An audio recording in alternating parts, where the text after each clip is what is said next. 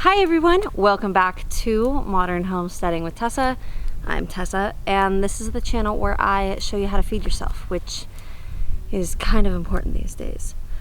I have not released a YouTube video in like coming up on 3 months, so this is the absolute busiest time of year. I've been harvesting, I've been canning, I've been selling at the farmer's market, and trying to keep up with everything in the garden. And another major development, I am pregnant. So Grit and I are expecting a little baby girl in December. So I have also been a lot more tired than usual and requiring lots of naps. So I've been prioritizing and taking care of myself and the farm, and YouTube got pushed to the back burner, which is okay, but I'm back now. So I thought I'd bring you guys back and just give you a tour around and show you what's going on. I have been filming this entire time. I just have not had time to sit down and edit.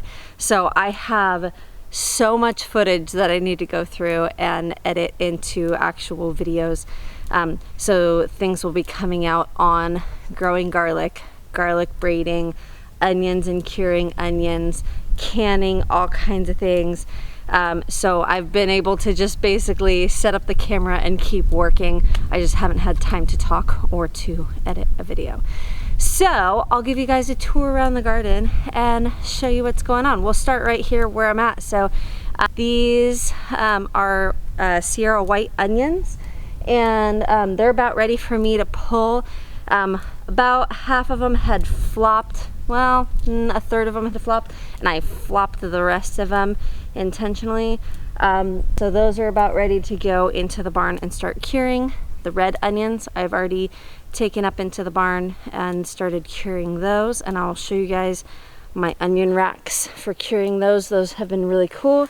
My flowers for the garlic braids have been doing awesome. I've braided tons and tons of garlic braids, and I've been selling those at farmer's market, and they've been doing really, really well for me. So people are loving them. It's just been hard finding time to keep up on braiding them. But I will have a video on how I braid those garlic braids coming out soon. And then here my celery is doing absolutely amazing. None of it has bolted. This is that variety called Kelvin, and I have been absolutely loving this, and so have my customers at the farmer's market. It is really nice because I always have something to go through, and every single week I can have celery I can go through, and I don't harvest the whole stalk, obviously, because they're still here.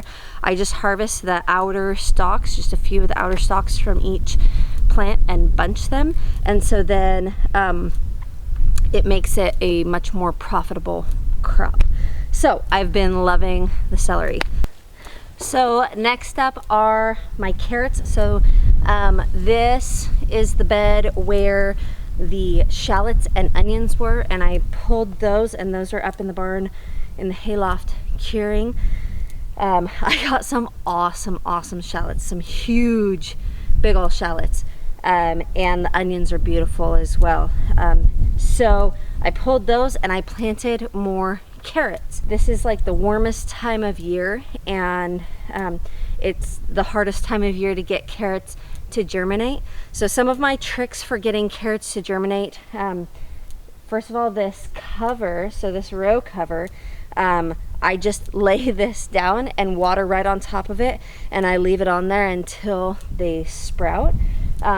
And that really helps hold moisture in so that the carrot seeds have plenty of moisture available to germinate. That's going to be the number one thing that keeps your carrots from germinating, is not enough moisture or letting them dry out. So this really helps. And as you can see over here, these are the carrots that I planted earlier. So this was carrots. I pulled all those carrots out and harvested them. I sold a lot of them at the farmer's market, and that was a really big seller for me. I found that the carrots, every single carrot that I brought to market sold. Canning them, however, that was the first time I've canned orange and purple carrots together, and they just kind of turned brown. So that's fine, they still taste good, but they're not the most visually appealing jar in the pantry. The jungle tunnel. So this is cilantro that I am intentionally letting go to seed so that I can save seed from it. So it wasn't the original plan, but then when the cucumbers didn't do well, I decided to just let them go. I was low on cilantro seed anyway. The cucumbers, let me show you this. This is all my cucumbers did this year. There's a couple that are trying to go now, but it was just too cold and too wet. It's colder in my microclimate anyway. We're really close to the coast, so it doesn't warm up a lot. So last year my cucumbers were covering this entire, you know, the cattle panels, hog panels, but this year the cucumbers just didn't do it. So for my pickles, I actually ended up having to buy cucumbers from a local farmer, but that's okay. These are all my peas, and these are starting to slow down as well. And this is a variety that I've been saving seed from for about 12 years. And they're super, super sweet. This was another one that I found sells really, really well at the farmer's market. I always sell every single pea that I bring. So next year I'm growing more.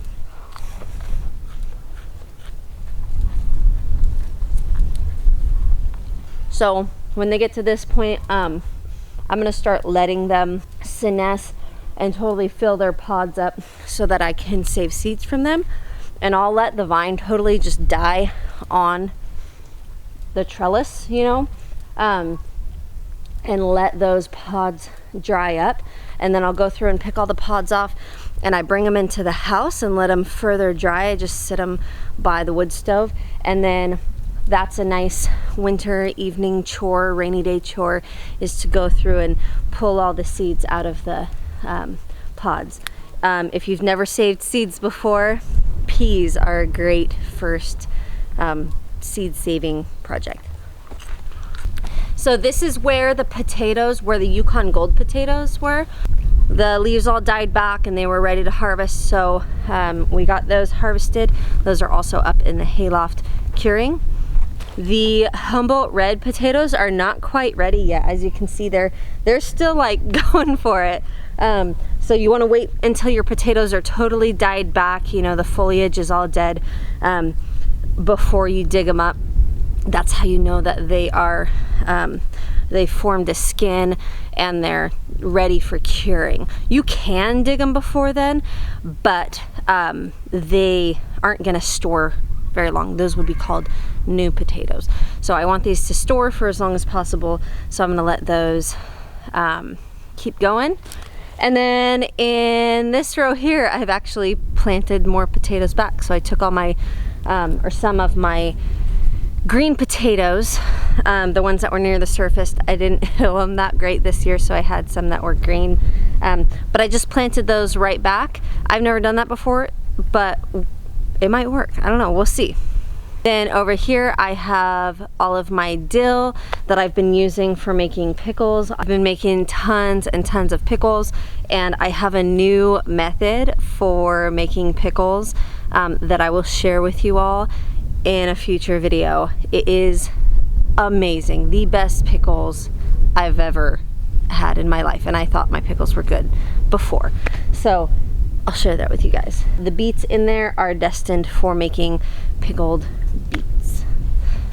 All right, so back down towards the other end of the garden. This is where, let's see, right here is where I planted the yellow calibra onions and I think they're sugar snacks carrots together. This was a lesson learned. I am never going to grow deep carrots, long carrots with onions again. I did in the other patch of onions, I grew the little short Atlas carrots, and that was fine because they were easy to pull. But in a lot of my soil, I need to use the fork to pull the carrots out. And so, if you can see in here, And so I can't do that with the onions there. It was also a nightmare to try to weed.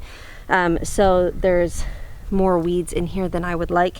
And as you can see, a lot of the onions ended up bolting, which is not ideal at all. So I think just the stress of being a little bit overcrowded by the carrots and the weeds that I couldn't get to caused the onions to bolt.